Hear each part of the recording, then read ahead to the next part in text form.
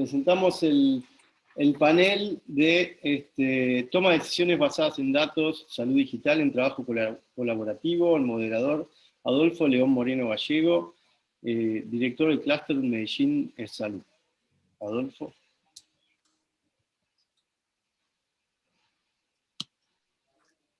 Buenas tardes, una bienvenida muy especial a todos los que nos acompañan en este evento. Como lo menciona Mariano, mi nombre es Adolfo Moreno, tengo la responsabilidad de ser el director del clúster Medellín Health City, que es la articulación del ecosistema de salud de la ciudad del mismo nombre en nuestro país, en Colombia. Les agradecemos mucho y que hayan atendido esta invitación a acompañarnos en este panel que hemos denominado Toma de decisiones basados en datos, y particularmente cómo es la oportunidad y los desafíos que tenemos en la salud digital como trabajo colaborativo. Me acompañan en este panel la doctora Andrea Durán. Ella es la directora de empresas competitivas de Fedesoft. Ella viene en reemplazo de la doctora Ximena Duque, que tuvo dificultades para acompañarnos en el evento esta tarde por un conflicto de agenda de gobierno. Está también con nosotros Joana Padilla Bedoya. Ella es gerente de clúster y transformación productiva en la Cámara de Comercio de Cali, Colombia. Está también con nosotros el doctor Carlos Eduardo Jurado. Él es el director de la Cámara Sectorial de la Salud de la Asociación Nacional de Empresarios ANDI Colombia. Y también está con nosotros el doctor Andrés Carbó Abello. Él es el director del sector salud y químico, tanto del clúster TIC, clúster de software y TI, liderado por Cámara de Comercio de Bogotá, Colombia. A nuestros panelistas, una feliz tarde nuevamente, y agradecerles que hayan querido atender esa invitación a este panel de la tarde. La dinámica que vamos a desarrollar es la siguiente. Vamos, con base en la misma pregunta para los 4 panelistas, darle la posibilidad que cada uno nos dé su punto de vista. Como lo hace mención el título de nuestro panel, vamos a enfocarnos mucho en ese trabajo colaborativo, en ese trabajo gremial, en esa integración de ecosistemas, en la posibilidad de que múltiples actores puedan participar, soportar y desarrollar todos los procesos de transformación de la industria de la salud. Primero, entonces, damos la bienvenida a la doctora Joana Padilla. Y doctora Joana, buenas tardes. La pregunta es, ¿cuáles son esos retos y esas oportunidades para los sistemas de salud y también para las instituciones de salud que desde la organización que usted representa han identificado? ¿Qué han identificado en la posibilidad además de integrar plataformas tecnológicas en el intercambio de datos e información? Adelante, Joana. Hola, buenas tardes, Adolfo. Muchas gracias. Quiero primero pues saludarte y saludar a todos los compañeros de panel y agradecerle a Hinch, a los organizadores por este evento, pues creo que tan oportuno. Este es un tema que a raíz de la pandemia ha tomado una relevancia y una pertinencia dentro de la industria de la salud de nuestro país que creo que merece toda la atención. En la Cámara de Comercio de Cali tenemos un programa de clusters, igual que lo tienen en Medellín y en Bogotá y en varias regiones del país. Uno de ellos es el de excelencia clínica. Y nosotros allí con las IPS y con las principales empresas de la industria en la región, pues hemos identificado, creo que 3 retos principales que se adaptan mucho al nivel de madurez y desarrollo de nuestras empresas en el Valle del Cauca y que de una u otra forma creo que se pueden extrapolar a varias regiones del país. La primera es que realmente creo que para todos es indudable la capacidad de generación de datos que tiene esta industria, que se convierte obviamente en un activo importantísimo y una primera premisa de la oportunidad que tiene esa industria para partir de los datos que puede generar de información de sus pacientes, cómo gestionar esta información, cómo organizarla. De hecho, ni siquiera de hablar de cómo involucrar técnicas o tecnologías avanzadas, sino simplemente cómo organizar la información y que esa sea entonces un insumo principal para generar oportunidades de negocios o generar nuevas líneas de negocio para las empresas de esta industria. Entonces, creo que el primer reto ahí es ya no solamente hablar de organizar la información, sino que realmente esa información pueda ser útil para la generación de nuevos negocios. Otro tema que hemos identificado y que las empresas han sido muy claras con nosotros es mejorar la experiencia del paciente y mejorar también la experiencia de las familias, de los familiares de los pacientes que se encuentran en diferentes procedimientos médicos. En ese proceso, poder hacer un seguimiento, un tracking de los pacientes con tecnologías maduras y avanzadas que ya se están aplicando en el mundo, y que de esta forma pues se dé un mejor servicio, pero también se puedan tener información de diferentes momentos dentro del procedimiento, previo, durante y post, que permitan tener una integralidad de la ruta y del proceso que vivieron los pacientes. Y finalmente, el tercer reto que propondría sobre esta conversación sería los entornos colaborativos, cómo las IPS puedan empezar a colaborar de una forma sistemática con industria farmacéutica, con empresas de dispositivos médicos a lo largo del ciclo de la vida de una enfermedad, y que eso nos daría muchísimos beneficios, no solamente al sistema de salud, no solamente la eficiencia de la operación de las IPS, sino también de poder pensar en prevención hacia futuro de diferentes temas de salud. Uno es, ¿por qué no pensar, por ejemplo, en aplicar tecnologías como kit de autodiagnósticos que permitan poder hacerle un mejor, digamos, seguimiento a una enfermedad, a una situación, a una enfermedad de un paciente, y a partir de ahí desarrollar servicios y productos en la industria y en las IPS, tener mejores sistemas de respuesta, por ejemplo, para estrategias de respuesta rápida ante... nos mencionaban algo muy interesante y no me quisiera alargar aquí, de pronto tendré más espacio ahora, pero hay algunas zonas del país donde se identifican que hay unas comorbilidades o que hay una tendencia a ciertas patologías, poder aplicar tecnologías de mapa de calor que puedan hacer una respuesta rápida sin que haya, digamos, una operación concreta de una EPS, teniendo en cuenta que tenemos muchas zonas del país que no tienen, digamos, la capacidad de tener unas buenas instituciones de salud. Entonces, creería que son tres: la gestión, organizar los datos y gestionarlos para que permitan identificar nuevas oportunidades de negocio. La segunda es cómo hacemos para que haya una mejor experiencia, una forma mucho más integral para el paciente y sus familias, y que las IPS se empiecen a conectar de manera efectiva con la industria para poder tener un mejor manejo del ciclo de la enfermedad. Gracias, Joana. Doctora Andrea, la misma pregunta para ustedes. ¿Cuál es el enfoque desde Fedesoft a los retos y oportunidades para los sistemas e instituciones de salud? Bienvenida. Bueno, muchas gracias, Adolfo, y muchas gracias también por este espacio y a los que nos acompañan. Les cuento un poco. Desde Fedesoft, desde el momento del inicio de la pandemia, hicimos un trabajo articulado tanto con gobierno como con las empresas afiliadas a la federación para ver en qué temas podíamos trabajar y apoyar con el inicio de la coyuntura de la pandemia y pues a lo largo del desarrollo de la misma. Inicialmente trabajamos mucho con regiones apartadas, y los principales retos que encontramos en estas regiones fueron temas tanto de la infraestructura que necesitaban los hospitales y los prestadores de servicios. La infraestructura básica con la que contaban en las regiones no era tal vez la más adecuada para la adopción de las tecnologías que les pudieran ayudar a afrontar esta crisis. Y también un tema de grandes empresas pues es menor, pero también encontramos un potencial muy importante en el mercado de estas empresas, donde más o menos el 60% de estas empresas venden sus soluciones en el exterior, son reconocidas internacionalmente y se encuentran posicionadas en más de 16 mercados. Entonces, pues creemos que los retos son más articularse con las regiones, articularse con las entidades prestadoras de servicio, y que entiendan el valor agregado que esto también les va a generar, y pues que efectivamente puedan trabajar en esos cierres de brechas que se presentan actualmente. Gracias, Andrea.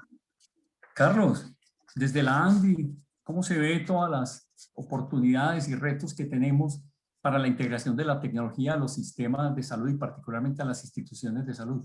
Adelante, bienvenido. Bueno, Adolfo, primero, muy buenas tardes. Mariano, también muy buenas tardes. Y a todos mis compañeros de panel, muchas gracias por estar en este espacio. A ver, yo creo que me remontaría, ¿te acuerdas, Adolfo, cuando hablábamos de los requisitos que nos pedían como país para ingresar a la OSD? Y uno de esos requisitos precisamente estaba relacionado que agréguele valor al sistema de salud. Y una de las formas de agregarle valor al sistema de salud estaba enfocada, por un lado, de hacer las cosas de una forma diferente entre nosotros. Primero, arranquemos con la cadena de valor y veamos de qué forma podemos hacer algo distinto entre todos los agentes. Y segundo, pongámonos en línea con lo que el mundo ya estaba mostrando, que era cómo nos hacemos comparables con esos sistemas de información que ya en el mundo empezaban a rodar.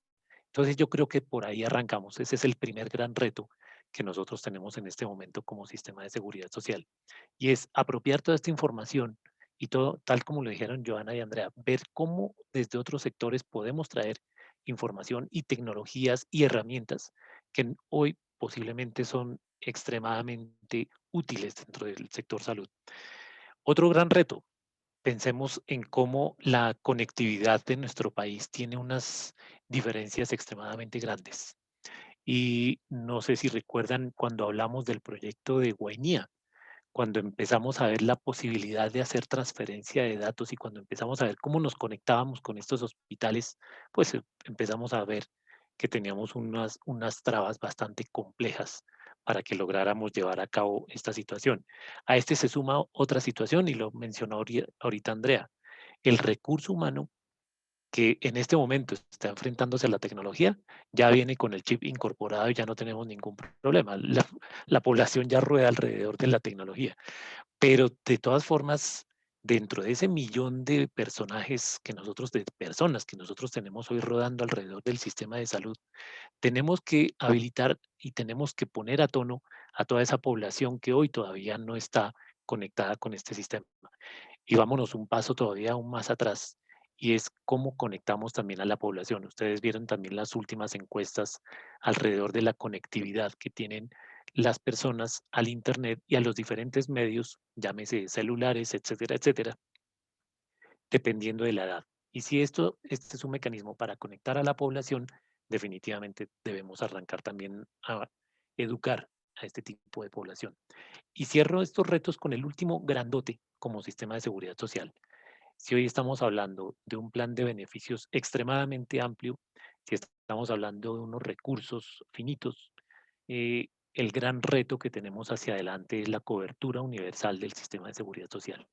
Y mantener ese sistema con esa cobertura tiene tiene que brindar espacios en donde lo primero que hagamos sea garantizar el acceso de la población a los sistemas de salud. Y en esto definitivamente la tecnología nos va a ayudar muchísimo y lo vimos durante la pandemia. Entonces pasemos a las oportunidades rápidamente. ¿Qué oportunidades vemos ahorita? Desde antes de la pandemia empezábamos a jugar ya con el tema de la normatividad que teníamos alrededor de la interoperabilidad de historia clínica y desde mucho tiempo atrás veníamos hablando dentro del programa que nosotros teníamos entre aseguramiento y prestación denominado el programa La Llave, de cómo lográbamos desmaterializar la relación que existe entre aseguramiento y prestación, y yendo un poco más entre dispositivos, industria farmacéutica y toda la información que nosotros tenemos que enviar a los diferentes organismos de control. Entonces, ahí viene cómo establecemos esos buses de interoperabilidad, tal como se denominaban en su momento. Segunda gran oportunidad. Todo el mundo se queja dentro del sector salud de flujo de recursos y de oportunidad en el recurso financiero. Ya que tenemos hoy todo el tema de facturación electrónica, ese va a ser precisamente el otro punto en el cual debemos trabajar.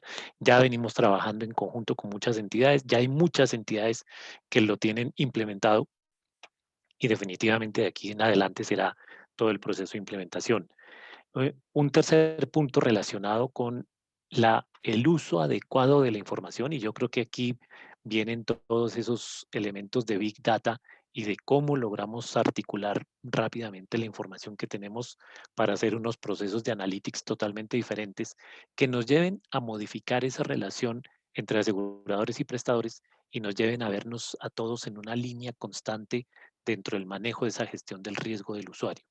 Y por último, yo creo que la pandemia nos mostró claramente que debemos migrar hacia otros escenarios. Entonces, todos los elementos que nosotros hoy tenemos alrededor de la telemedicina, de la teleorientación, de la teleconsulta, etcétera, etcétera, ya quedaron habilitados. Tenemos la norma de habilitación de telemedicina. Lo único que habría que hacer es los ajustes necesarios para que este proceso de habilitación no sea tan engorroso y podamos continuar hacia adelante con lo que ya nos mostró la pandemia, que sí podemos ejecutar. Listo, Adolfo. Gracias. Gracias, Carlos. Andrés, bienvenido, mucho gusto de saludarte y es la misma pregunta para ti, desde el liderazgo que tienes, que además tiene un ámbito bastante amplio. ¿Cuáles son esos retos y oportunidades para los sistemas de salud y para las instituciones? Muy buenas a todos. En nombre de la Cámara de Comercio de Bogotá, a través del clúster de salud y del clúster de software y TI, pues realmente saludarlos a todos, a los asistentes, de igual manera a los panelistas y especialmente pues a ti, Adolfo y Mariano, por habernos invitado pues a este evento, del cual pues también somos aliados estratégicos. Pues comentarles que desde la Cámara de Comercio de Bogotá venimos liderando una iniciativa del clúster de salud donde pues venimos ayudando a mejorar la competitividad, digamos, en Bogotá y la región con diferentes actores y con todo un ecosistema donde participan el sector público, el sector privado, las clínicas, los hospitales, las EPS, en fin, todo el ecosistema que funciona acá en Bogotá y la región. Y pues hemos venido trabajando muchos temas de convertir pues a este clúster en uno de los más competitivos y sostenibles de Latinoamérica, con temas de estándares de calidad, con temas de tener portafolio diferenciado e integral de productos y servicios, y también contando con programas académicos relacionados con las ciencias de la salud. En este tiempo de pandemia, y como lo comentaba Mariano, pues nosotros aquí hemos trabajado muy fuerte en todos los temas de aumentar la capacidad instalada, para todos los temas de la red de atención, los requerimientos de proveeduría y todos los temas que tienen que ver con concientizar y dinamizar el plan de vacunación, etcétera, con diferentes campañas y tal. Pero uno de los puntos que quiero resaltar acá es que propiciamos la innovación y la tecnología para el manejo del COVID. Y si bien es cierto, este tema lo venimos trabajando desde antes del COVID, pues ahorita ha habido una aceleración en este tema.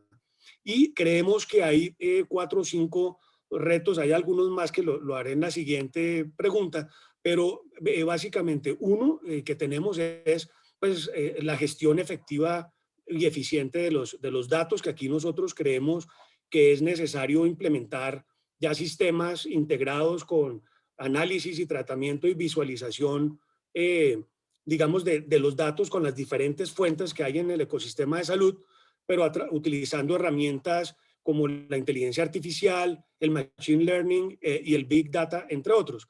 Aquí nosotros hemos visto avances de esto, realmente pues ya conocemos algunas de las plataformas, pero realmente creemos que todavía se requieren muchos sistemas que nos ayuden a mejorar otro tipo de enfermedades y de patologías. Nosotros en este clúster pues hemos venido trabajando fuertemente estos temas por ejemplo, con las 13 IPS de aquí de la ciudad y las secretarías de salud, implementamos un sistema ya de centralización del tema de analítica de datos con el fin de predecir todo el tema del comportamiento en esta de la pandemia y el tema de los recursos como camas UCI, etcétera. El otro gran reto, o sea, el segundo gran reto que vemos nosotros y que ya muchos de los panelistas, tanto de ahorita como antes, hablaban era del sistema de interoperabilidad, ese es clave, y pues aquí sí es necesario que haya un flujo de data que pueda ser como de manera segura, interoperable, y ojalá que sea lo más personalizada posible. Pues el ejemplo típico acá de la interoperabilidad pues es la historia clínica, donde ha habido pues realmente avances, pero creo que todavía pues nos falta llevarlo pues mucho al terreno de la implementación. Lo tercero, es todo el tema de seguridad de la información, o sea, de manera tal que nosotros podamos adoptar instrumentos normativos para todo el tema de protección de datos que sean sensibles para la salud. Y aquí pongo ejemplos muy claros y es, por ejemplo, implementar herramientas de identificación biométrica en EPS o IPS, o por ejemplo, también herramientas que nos permitan hacer autenticación de identidad en los procesos de asignación y atención de citas de vacunación, que fíjense, entre otras, en los paneles pasados ya había algunas soluciones que existen. Un cuarto elemento es la monetización de la data. Creemos que aquí hay pues este es uno de los activos más valiosos que podemos tener y creemos que esto está siendo desaprovechado y creemos que aquí se pueden generar beneficios económicos y sociales pues para Colombia. Y por último, y que creo que ya ustedes también lo decían, varios de mis compañeros, y es pues promover la utilización de la telemedicina, pero en particular creemos que la telesalud en su concepto más amplio de la incorporación de tecnologías de la información para el sector de la salud. Gracias, Andrés. Tenemos una segunda pregunta que de alguna manera quienes ya han intervenido previamente han hecho alguna referencia al mismo, pero quisiera que lo puntualizáramos y les agradecería si logramos hacerlo en máximo 2 minutos, que hagamos referencia a cuáles pueden ser esas restricciones o cierres de brechas que tenemos hoy para poder avanzar, lograr instituciones de salud y sistemas de salud interconectados y sobre todo centrados en el paciente.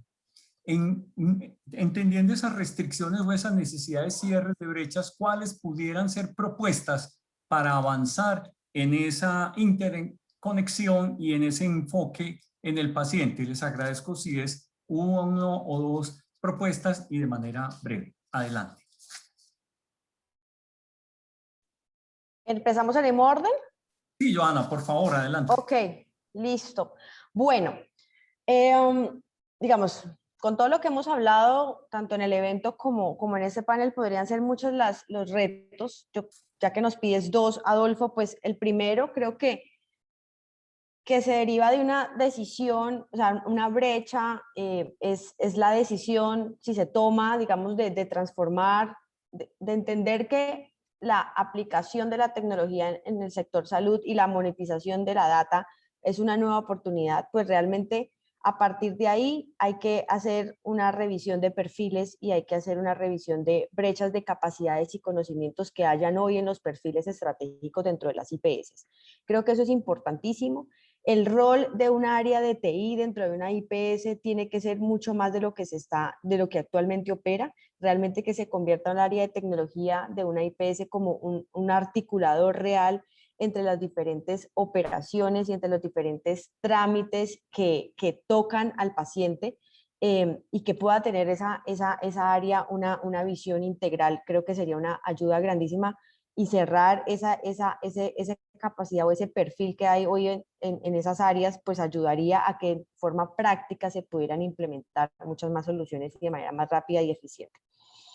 Y la segunda, que una de las brechas que podríamos cerrar y que nos permitiría sobre todo generar capacidades en el largo plazo, tal vez no es una solución que sea muy de corto plazo, pero sí pensando en la sostenibilidad de ese tipo de nuevos modelos de negocio dentro de la industria de la salud, es el vínculo de los clústeres de salud, de excelencia clínica que tenemos en el país con las universidades y con programas diferentes a los programas de salud. Hoy las universidades y los clústeres o las empresas tienen una relación muy asistencial y muy desde la formación, lo cual está bien, pero poder avanzar hacia otro tipo de vínculos enfocados más en una agenda de investigación translacional, en una agenda que la investigación y la innovación puedan tener una aplicación e impacto mayor en el modelo de negocio, integrarlo con unas nuevas programas de formación como es no solamente la de salud, sino ingeniería biomédica, sistemas, antropología, sociología, ¿por qué no? Pues nos darían una gran oportunidad para empezar a tener no solamente personas con mayor conocimiento en el tema de salud a futuro, sino también otras experticias integradas al mundo de la salud, lo cual redundaría en muchos beneficios positivos a futuro para esta industria. Muchas gracias, Joana. Andrea, su opinión muy cortica y ojalá fuera una que no hayamos mencionado. Listo. Bueno, yo creo que una muy importante también es el desarrollo de soluciones dirigidas a la experiencia del usuario. Para esto es súper importante tener una visión compartida de todos los actores involucrados en el proceso para crear y desarrollar plataformas que sean centradas en el paciente. Yo creo que esto es un tema esencial. Según los últimos datos del Centro Nacional de Consultoría, pasamos de tener de 2016 una brecha de acceso de Internet de la población del 42%, a noviembre del 2015, donde existía una brecha de 15%. Digamos que sabemos que esta se ha cerrado de una manera muy importante. Somos conscientes que todavía existe una parte de la población que no tiene acceso a estas soluciones, pero creemos que diseñar estas soluciones enfocadas hacia la experiencia del paciente para que esto también sea perdurable en el tiempo. Entonces, creemos que esto es uno de los principales retos y pues que debemos seguir trabajando desde los gremios y de la mano con todos los que trabajan en este tema. Muchas gracias, Andrea. Carlos, tu opinión muy puntual. Listo, Adolfo. Creo que solamente voy a mencionar dos y están muy relacionadas con lo que hemos venido viviendo. Primero, la gran brecha mental que tenemos. Tenemos que cambiar el status quo de lo que hemos visto hasta el momento como sistema de seguridad social y quitar esa conflictividad que tenemos dentro del sistema. Eso nos va a llevar precisamente a que pensemos en nuevas formas de relacionamiento entre las entidades.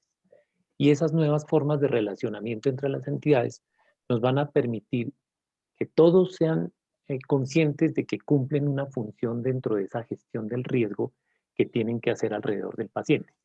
Una vez seamos conscientes de eso, pasamos al punto siguiente, que es el de la analítica.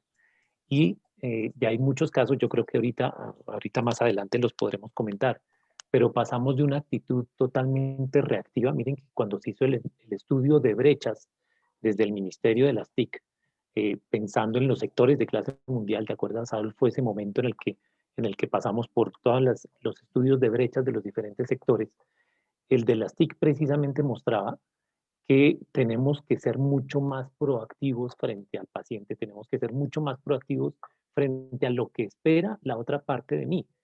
El otro eslabón de la cadena espera que yo le apuntale un proceso de decisión.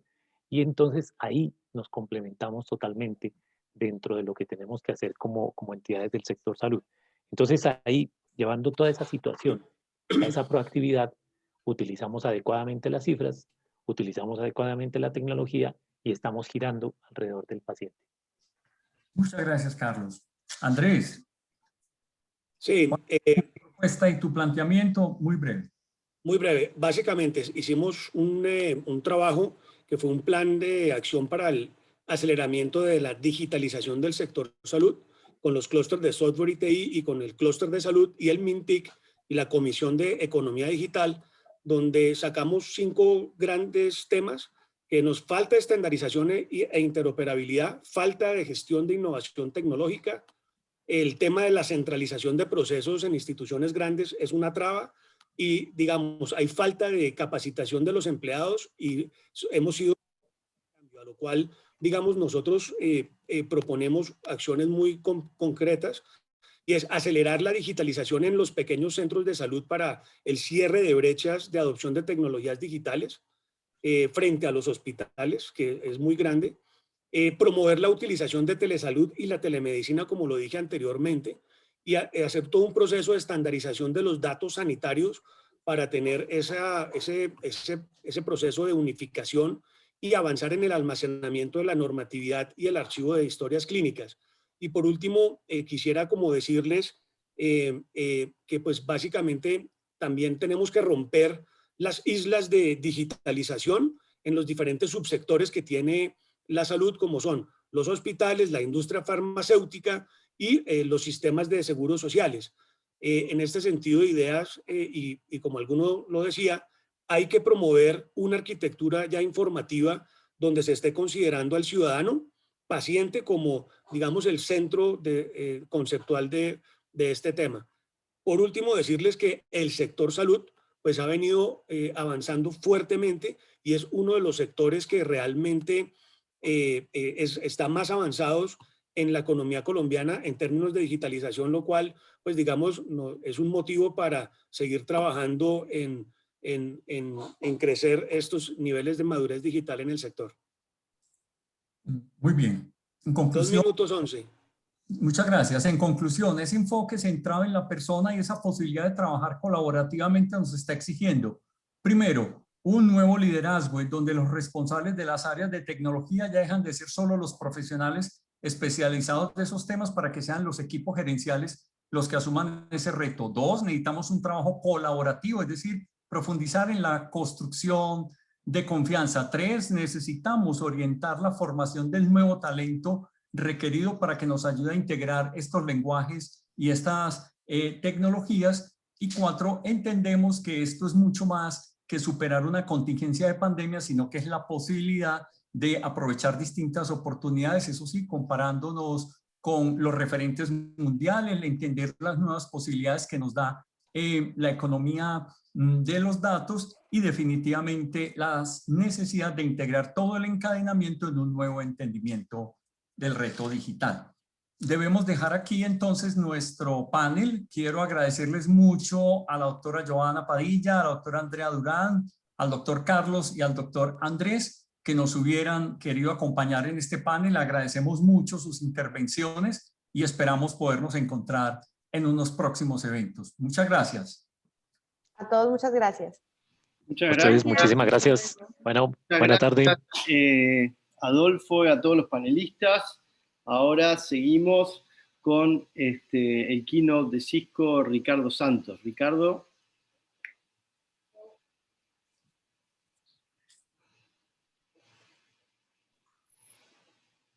Hola, buenas tardes. Buenas tardes a todos. Gracias, Mariano. Espero que me escuchen bien. Les mando un saludo acá desde Cisco. Muchas gracias por tenernos a nosotros acá. Yo voy a compartir algunos pocos slides para ilustrar un poco el tema.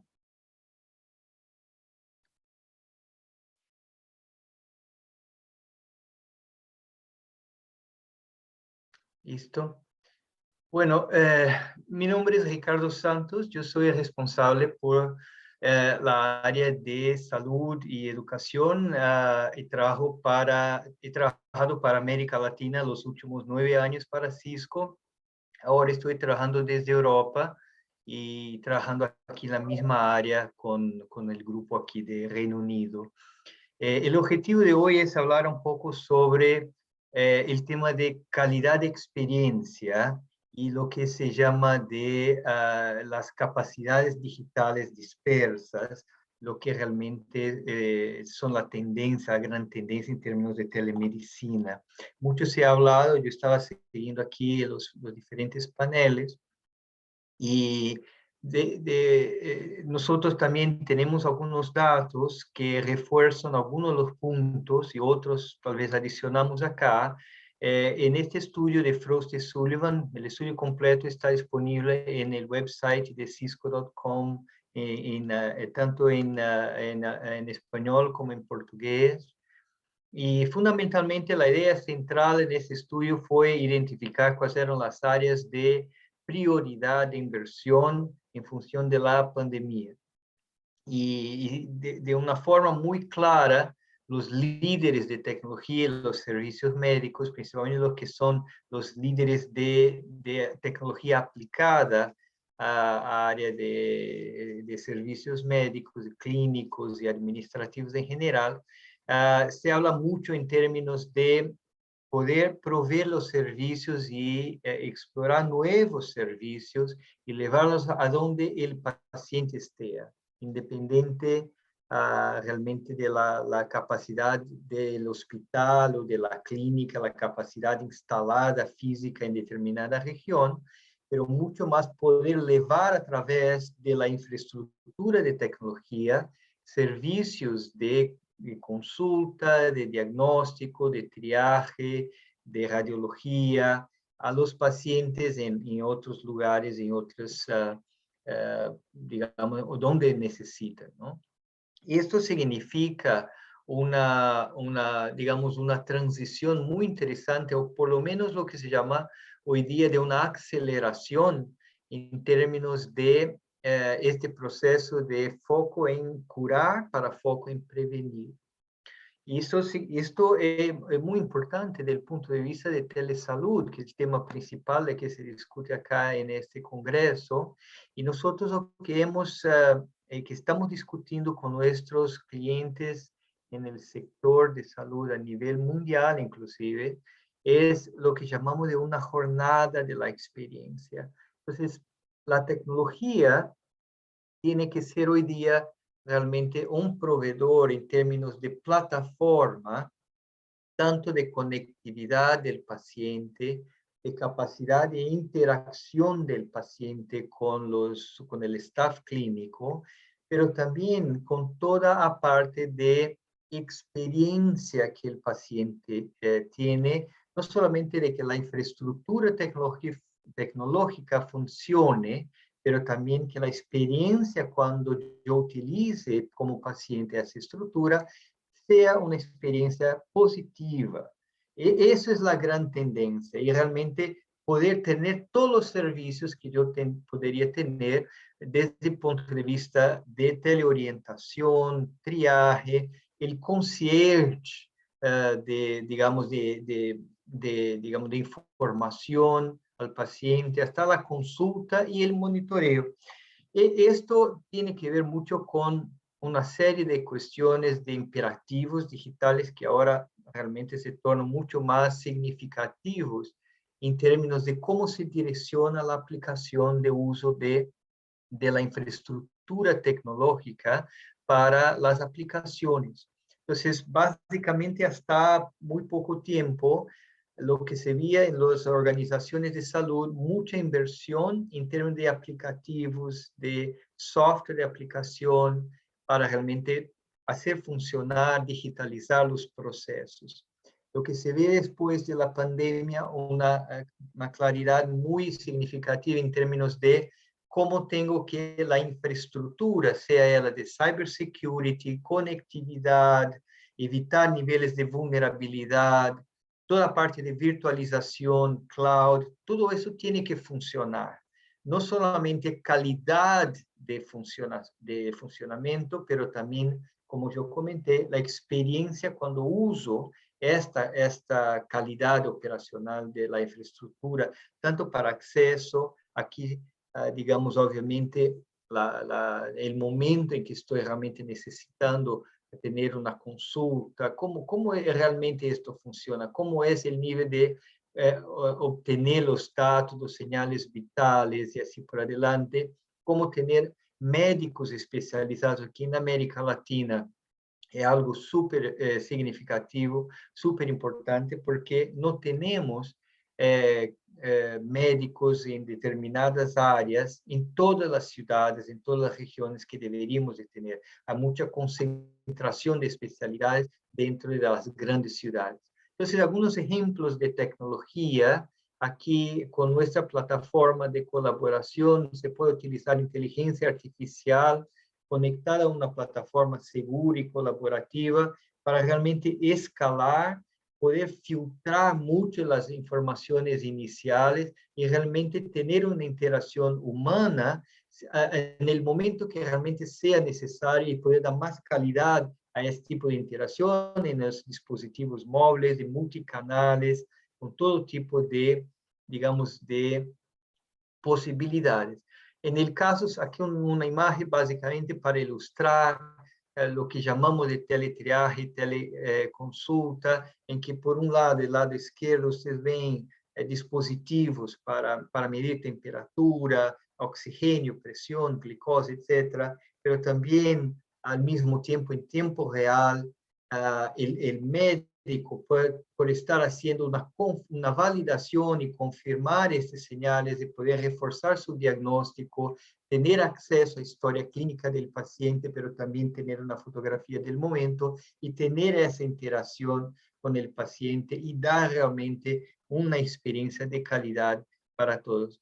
el tema de segunda opinión médica, nosotros creemos que para América Latina es extremadamente interesante y tener estos expertos en universidades, en grandes centros clínicos, hospitalarios, realmente apoyando a regiones más remotas o regiones donde no hay un cardiólogo, un neurologista, un pneumologista y así por adelante. Entonces, tener esos niveles, ¿no?, de apoyo y de especialidad, inclusive con dispositivos como este board que se ve aquí al lado, que se integra tecnologías de hardware, tecnologías de interacción digital, para que se pueda realmente trabajar a fondo en imágenes, en detalles de diagnóstico, y mejorar la calidad de diagnóstico.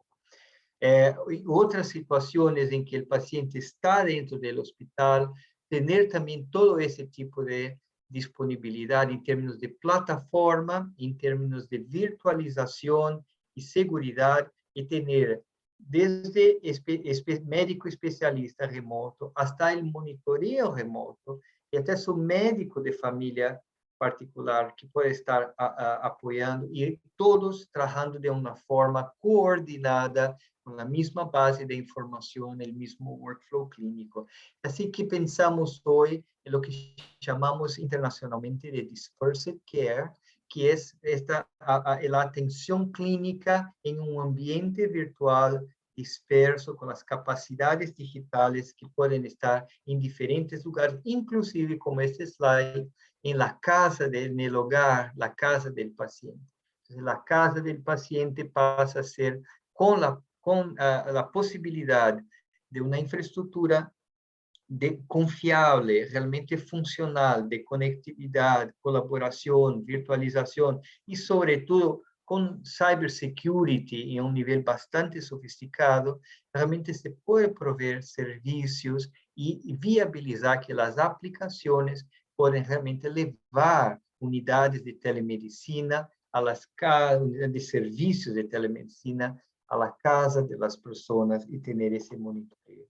Por fin, en este mensaje, en términos de lo que llamamos de dispersed care y de virtualización de la telesalud y proveer realmente servicios de calidad con experiencia, 5 preguntas que trabajamos con Frost y Sullivan que pueden tal vez contribuir, Mariano, para la propia discusión y debate del Congreso en términos de entender no solamente la tecnología para los pacientes y para los servicios, digamos, para las instituciones de salud, pero pensar cómo este paciente del siglo XXI, post pandemia, quiere consumir las tecnologías y quiere consumir los servicios de salud. Cómo individualizar cada paciente y cómo empoderar a los empleados para que una vez que ellos tengan todos los recursos, también tener la posibilidad de utilizarlos y obviamente mejorar la atención. Cómo mejorar la atención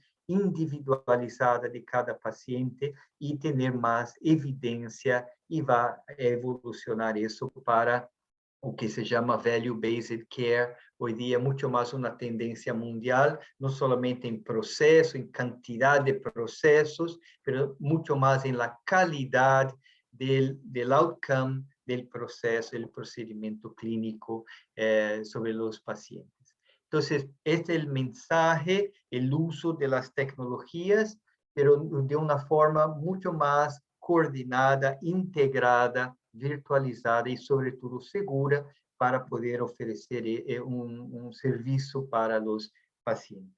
Era eso, Mariano, que quería compartir en estos 10 minutos que teníamos acordado, y sé que está un poco tarde ya para todos, entonces quería ser bien objetivo y pasar ese mensaje. Espero que tenga sido claro. Muchas gracias, a disposición. Ricardo, muy bueno.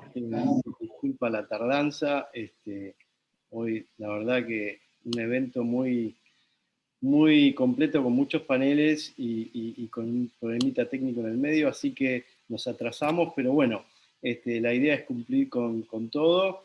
La gente sigue conectada, así que buenísimo y muchas gracias, Ricardo. Ahora seguimos. Gracias, con gracias a ustedes. Gracias. Seguimos con Oslander Sáenz, de la Contraloría General de la República.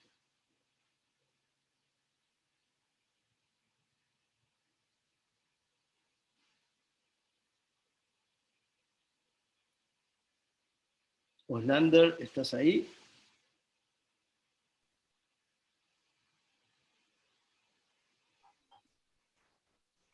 Hola, buenas tardes. Sí, buenas tardes a todos y Sí, muchas gracias por la invitación que le hacen a la Contraloría General de la República. Sí, Oslander, ¿puedes poner la cámara de video? Ahí está, perfecto. Perfecto. Sí, bueno, buenas tardes a todos. Muchas gracias por este espacio que le están dando la Contraloría General de la República.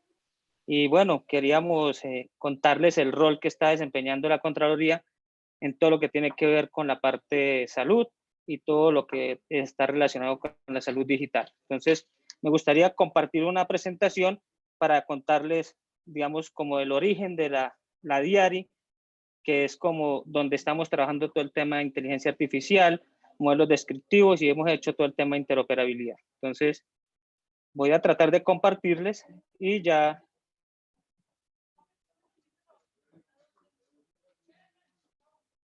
Okay.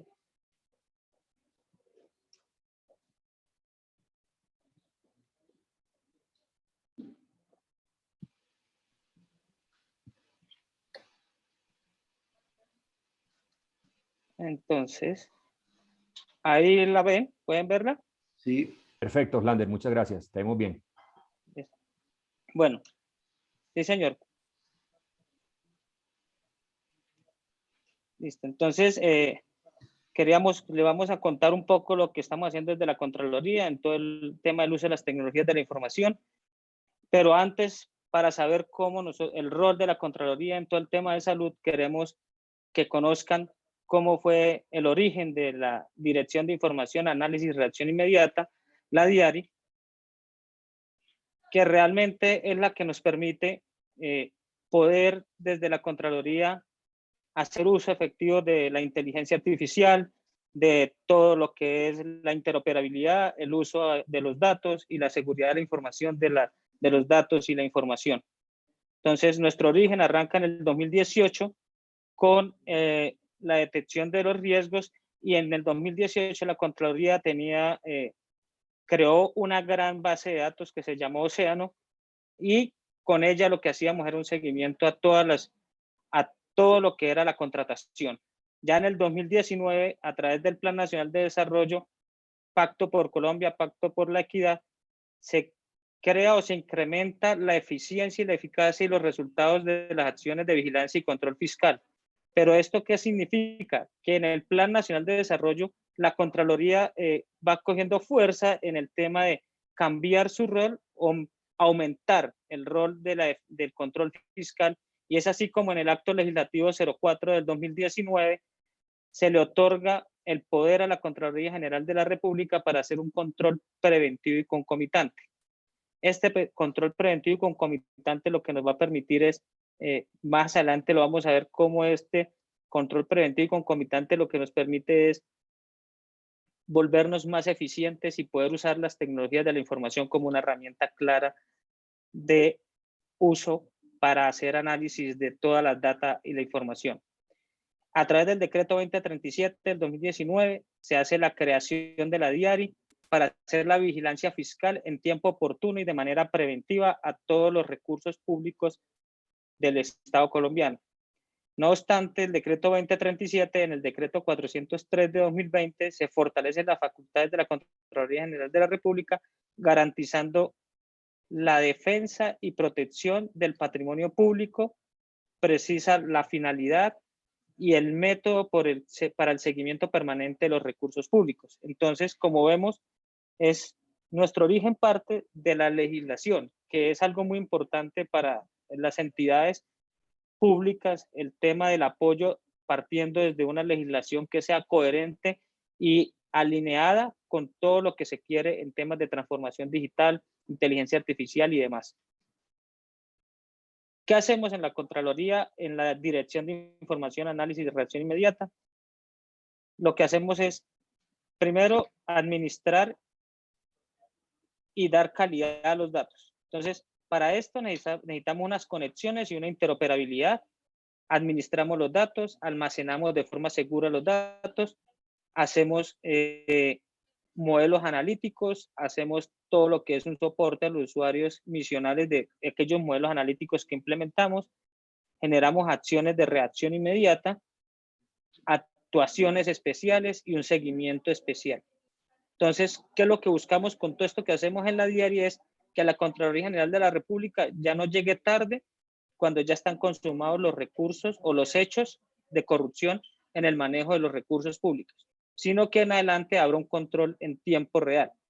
Para poder estar en tiempo real, fue importante tener un gran equipo de trabajo. Este equipo de trabajo permitió que más de 130 funcionarios con multidisciplinarios o con muchas especializaciones, maestrías, con diferentes profesiones, pudiésemos armar un gran equipo que pudiera llevar a cabo la estrategia que el Contralor General de la República y la directora de la Dirección de Información Análisis y Reacción Inmediata tenían proyectado en toda su estrategia para poder dar cumplimiento al acto legislativo 04 y a los decretos reglamentarios. Es así como el año pasado, en abril 1, estábamos en plena pandemia, se generó la circular 09, con la cual se hizo el plan de transición con todas las entidades del Estado para poder acceder a las fuentes de información o bases de datos y estar conectados en tiempo real.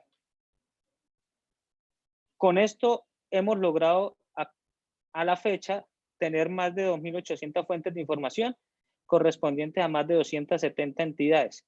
Entidades como ¿cuáles? Registraduría, DANI, Ministerio de Salud, para el caso que nos atañe en este espacio, Instituto Nacional de Salud, Supersalud, la ADRES. Entonces, pudimos llegar a tener las fuentes de información de todas las entidades, irlas conectando. Tenemos CIF Nación, DNP.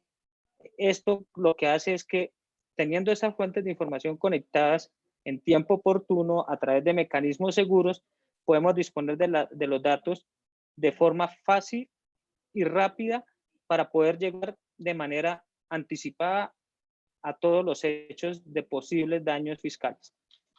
No obstante, no era solo conectar las fuentes. ¿Por qué? Porque es que hay algo muy importante y que tenemos que tener en claro, es que la calidad de los datos en el país y parte de eso, del ejercicio que hemos venido haciendo con todo el tema del Ministerio de Salud, con todas las entidades, con todo lo que es las entidades del sector salud, se ha evidenciado que hay un tema de calidad de datos que necesita fortalecerse, que no es tan, digamos, no está tan eficiente y que realmente debemos crear mecanismos desde el origen para poder garantizar esa calidad de datos.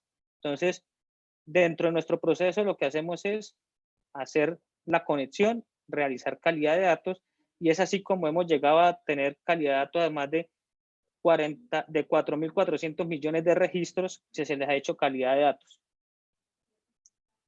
Pero ¿cómo hacemos posible todo esto? Esto lo hacemos posible a través del uso de las tecnologías de forma adecuada, teniendo las tecnologías que se adaptan a los diferentes problemas de negocio. Entonces, podemos ver que utilizamos multiplicidad de tecnologías. No estamos casados, por decirlo, o no tenemos una sola tecnología o estamos inclinados sobre algo, no. Las tecnologías que usamos en la Contraloría, como ustedes lo pueden ver en pantalla, es una variedad porque es dependiendo de las necesidades de los problemas a resolver. Es así como usamos temas de Databricks, usamos Azure, usamos Amazon, usamos Modeler, usamos Data Factory, entonces ArcGIS para todo el tema de georreferenciación. Tenemos tableros a través de Power BI. Esto lo que hace es que hay una multiplicidad de tecnologías, muchas de ellas agnósticas, que permiten realmente que las podamos integrar de forma fácil y rápida. Pero como en todo proceso es importante no solo conectar y tener la data y hacer calidad. Hay un tema muy fuerte e importante acá y es la seguridad y la privacidad de la información, porque es que esto lo que nos permite es a nosotros garantizar el uso adecuado de esa información, teniendo en cuenta que hay información de carácter reservado de las distintas entidades. Entonces, esto es muy importante para nosotros y la Contraloría se toma muy en serio el tema de la seguridad y la privacidad de la información para garantizar la confidencialidad, integridad y disponibilidad de la información. Es así como hemos utilizado un estándar internacional que ya todo el mundo conoce y creo que es la ISO 27001, que es un buen referente. Asimismo, pues estamos alineados con el MINTIC en todo el tema de seguridad y privacidad de la información. Y es así como nosotros gestionamos la seguridad y privacidad de la información. Aquí es uno de los unos cuantos controles de la totalidad de los que tenemos. Y es que para temas de conexión nosotros utilizamos diferentes mecanismos que garanticen que la información viaje de forma segura, utilizando canales de VPN site-to-site, que la información viaja encriptada end-to-end, web services con certificados digital. Garantizamos la integridad a través del hash, que la entidad nos genere un hash en la fuente y cuando la información la tenemos nosotros en nuestro repositorio generamos un hash para que coincidan y saber que lo que nos dispusieron y lo que tenemos en nuestras fuentes de bases de datos en nuestro repositorio Data Lake es igual de íntegra a la que tienen las entidades en su origen. Tenemos uso de SFTP. ¿Por qué usamos el SFTP? Es una carpeta segura para acceso a información como archivos en PDF y en Excel. ¿Por qué? Porque muchas entidades, y hay demasiada entidad, que tiene información todavía no estructurada. Esta información no estructurada, pues de alguna forma teníamos que tenerla, hacer la conexión y tenerla, y entonces utilizamos el SFTP para garantizar que las entidades pudieran disponer de esa información a través de una carpeta segura, a través del uso de un usuario, una contraseña, y ya con unos estándares mínimos de seguridad. Tenemos seguridad de host, donde se hacen pruebas de vulnerabilidad, control de acceso para administración de los servidores y demás. Aquí es algo muy importante, dependiendo de la información, cuando la información es clasificada como pública, que mucha de ellas está también en gov.co, nosotros, digamos, manejamos la nube, pero cuando hay información clasificada como reservada y crítica de ciertas entidades, nosotros utilizamos ya on-premise. Entonces aquí hay una mezcla también entre on-premises y nube. Entonces tenemos realmente como un buen desarrollo del uso de la tecnología gracias a las capacidades de esos más de 130 funcionarios con múltiples disciplinas y múltiples estudios que permiten que logremos tener esta información de la forma adecuada, que podamos tener arquitecturas coherentes y que podamos utilizar herramientas de volúmenes masivos y poder procesar masivos, cantidad de volúmenes y poder hacer procesamientos más rápidos. Tenemos un centro de operaciones de seguridad para que haga un monitoreo sobre la estructura de la CGR, de la Contraloría, usa herramientas de correlación de eventos, utilizamos antivirus, entre otros. Esto es uno de los tantos controles que hemos implementado para asegurar la integridad, confidencialidad y disponibilidad de la información. Quiero ahora contarles un poco en qué consiste cada unidad de trabajo de la Diari. Entonces, la primera unidad es la unidad de información, que es la que se encarga de administrar las fuentes de información conectadas. Acá es algo muy importante. Esta unidad lo que hace es recibir las necesidades e identificación de las fuentes requeridas por la unidad de análisis y las diferentes delegadas. Una vez se tienen esos requerimientos, esas necesidades, se hacen mesas técnicas con las entidades dueñas de la información para definir e implementar los mecanismos técnicos de conexión de esas fuentes. Acá hay algo interesante y es nosotros también firmamos acuerdos de confidencialidad, creamos un documento técnico de entendimiento en el cual queda claro cuáles son las fuentes a las que vamos a acceder, cuál es ese como diccionario de datos, cuáles son esos mecanismos seguros de interconexión o interoperabilidad, la periodicidad de la fuente de información. Aquí hay algo muy importante que también que tenemos que tener en cuenta y es que la información realmente cuando hablamos en tiempo real depende también del flujo de negocio de cada entidad. Hay entidades que su flujo de negocio es que la información se va actualizando de forma semanal, hay otras que están actualizadas diariamente y que son sistemas de información transaccionales, y esto lo que hacemos es de acuerdo a eso, vamos definiendo el mecanismo. Realizamos procesos de calidad de datos a las fuentes conectadas y disponemos las fuentes de información a la unidad de análisis de manera segura. En la unidad de análisis se le dispone solo al equipo que va a manejar el modelo y al equipo que va a hacer esa fuente de información. Entonces tenemos un tema de segregación de funciones también en el manejo de toda la data.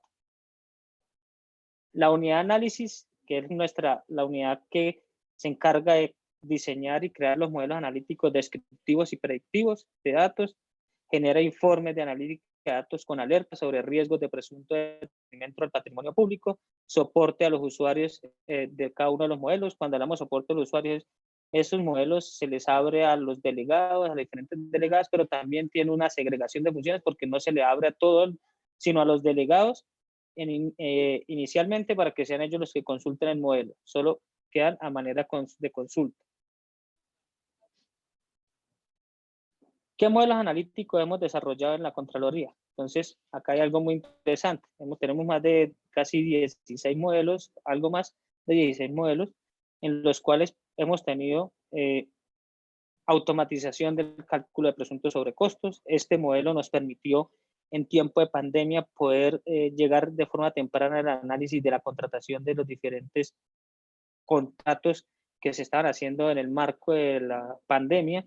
Pudimos lograr que a través de este modelo muchas entidades ajustaran sus procesos de contratación, que hicieran cambios en esos procesos de contratación para que realmente no incurriéramos en sobrecostos.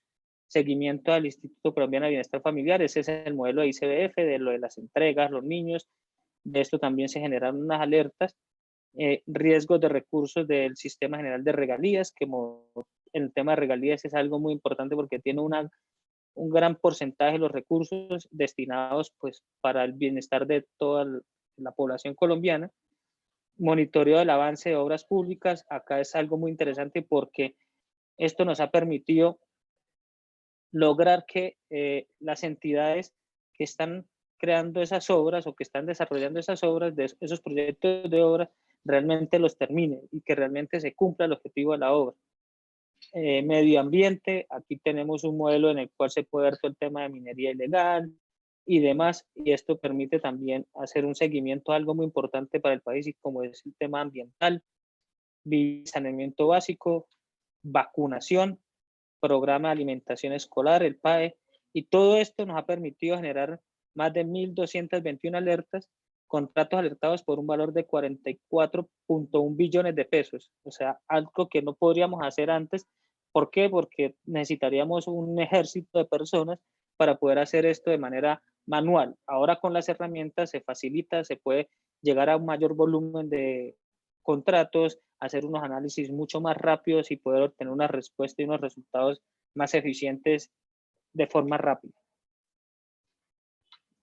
Tenemos también modelos analíticos consultivos, como el modelo de cadena presupuestal, donde vemos cómo se está llevando a cabo la ejecución presupuestal de todo el país, de cómo se realiza ese seguimiento, los CDPs, cómo se hacen las obligaciones, los pagos y demás.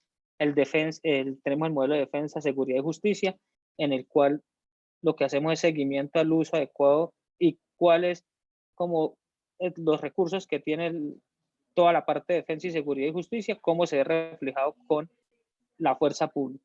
El sector salud, que ahorita les voy a mostrar un poco más del modelo, en el cual en este modelo lo que hacemos es los recursos destinados a la seguridad social en salud, relacionado con actores de contribuciones, responsabilidades y roles dentro de la seguridad social. El modelo está dividido en 3 grandes módulos y ya ahorita los vamos a ver y vamos a ahondar un poquito más. Tenemos un riesgo precontractual y contractual, que es identificar los posibles riesgos que puede traer el contrato desde antes de que se firme, desde la parte precontractual. población focalizada, que es todo lo que tiene que ver con toda esa población que también recibe recursos como población indígena y demás, afros. Aquí hacemos ese gran análisis, seguimiento a medios de comunicación y redes sociales. Tenemos un modelo de posconflicto y un modelo de participación ciudadana, donde hacemos seguimiento a todo lo que la ciudadanía genera en temas de redes sociales, comunicaciones y demás denuncias y todo lo que la ciudadanía, la interacción que se tiene en la Contraloría con la ciudadanía. Quiero entrar un poquito más al detalle del modelo del sector salud, que es un modelo consultivo que permite realizar análisis descriptivo para hacer seguimiento de los recursos de seguridad social relacionado con sus actores, contribuciones, responsabilidades y roles dentro de la seguridad social. Esto que permite que tengamos un modelo como en 3 grandes módulos o capas. La primera es información del plan de beneficios en salud, financiado con el pago de la unidad con pagos de la unidad de capacitación, información destinada para atender servicios y tecnologías que no se encuentran en el plan de beneficios de salud, como los recobros y ahora los presupuestos máximos, composición de la cartera pendiente de cobro de las instituciones prestadoras de servicios de salud, las IPS, el Sistema General de Seguridad Social. Aquí lo que vemos es cómo vemos el tablero, una vista del tablero, donde podemos ver año a año cuáles son los recursos de seguridad social, el régimen subsidiado, la liquidación mensual de afiliados. Acá vemos el recurso de ya el contributivo y vemos las temáticas de cada uno de los tableros. Entonces, en esto podemos ver cómo hacemos un seguimiento a todo lo que tenga que ver con la parte de salud del país, de el uso adecuado de los recursos, cómo está interactuando esos recursos en los diferentes roles en el gran modelo de salud que tiene el país. Y esto lo podemos hacer a través de este modelo. El modelo de vacunación COVID, que también nos permite, hemos venido trabajando en este modelo desde que inició el plan de vacunación, y esto ha permitido tener alertas de forma rápida y antes de que termine el plan, y vamos, digamos, trabajando a la par de que va el plan de vacunación. En este modelo podemos encontrar criterios de riesgo como fallecidos, vacunados, personas que están presuntamente fallecidas y se vacunaron, vacunados, fallecidos, personas que posteriormente a la vacuna fallecieron, y esto puede garantizar que el tema de la segunda dosis que no se vaya a aplicar a una persona que falleció después de haberse, bueno, en el lapso entre la primera dosis y la segunda. Doble vacunación, personas vacunadas más de una vez con la misma dosis. Corredor fronterizo, o sea, personas vacunadas en el corredor fronterizo, Amazonas, Guapés y Guanía, que no son residentes de estos departamentos. No priorizados, personas que se vacunaron y no estaban priorizadas en el plan de vacunación, de acuerdo a la resolución de las emitidas por el Ministerio. Y esto acá son como unas estadísticas donde se encontraron dobles vacunados 9, fallecidos 18, otros 3, vacunados en el corredor fronterizo 9, y así sucesivamente tenemos, digamos, como la estadística, y este es el tablero en el cual nosotros hacemos seguimiento georreferenciado, teniendo en cuenta, digamos, a nivel departamental, cómo se está moviendo el tema de la vacunación, dónde hay más riesgo, dónde se están presentando más fallecidos vacunados, y podemos hacer un análisis de la población vacunada de forma eficiente y en tiempo real.